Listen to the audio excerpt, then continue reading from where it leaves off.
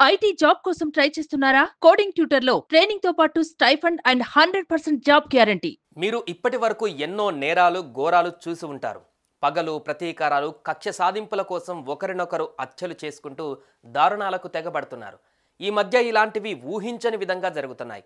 ఇదిలా ఉంటే తాజాగా ఢిల్లీలో వెలుగు చూసిన ఓ క్రైమ్ స్టోరీ ఇప్పుడు స్థానికుల వెన్నులో వణుకు పుట్టేలా చేస్తుంది. అవును, నిండా 10-12 ఏళ్లు కూడా నిండని కొందరు విద్యార్థులు తోటి స్నేహితుడిని అతి దారుణంగా హత్య చేశారు. ఎందుకయ్యా అని పోలీసులు ఆరా తీస్తే కేవలం ఒక్కరోజు సెలవు కోసం బాలుడి ప్రాణం తీసినట్లు అతడి స్నేహితులు ఒప్పుకున్నారు. అసలు దీని వెనకాల ఏం జరిగింది? కేవలం సెలవు కోసమే ఈ బాలుడిని హత్య చేశారా, లేదంటే దీని వెనకాల మరేదైనా కారణం దాగి ఉందా అనే పూర్తి వివరాలు ఇప్పుడు తెలుసుకుందాం.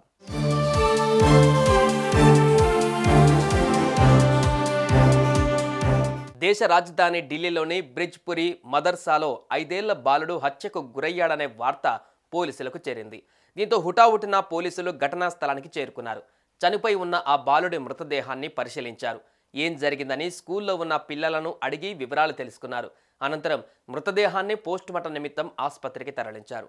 ఆ తర్వాత పోలీసులు ఈ బాలుడిని హత్య చేసిన 3 విద్యార్థులను అదుపులోకి తీసుకొని అన్ని కోణాలలో విచారించారు.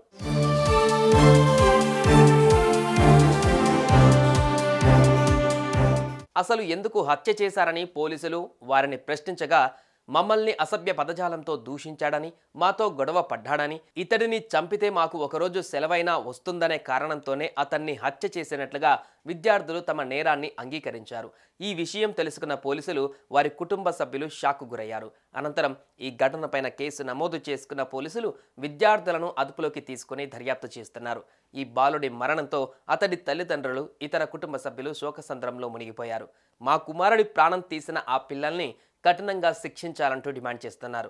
ఇదే ఘటన ఇప్పుడు స్థానికంగా తీవ్ర కలకలంగా మారుతోంది.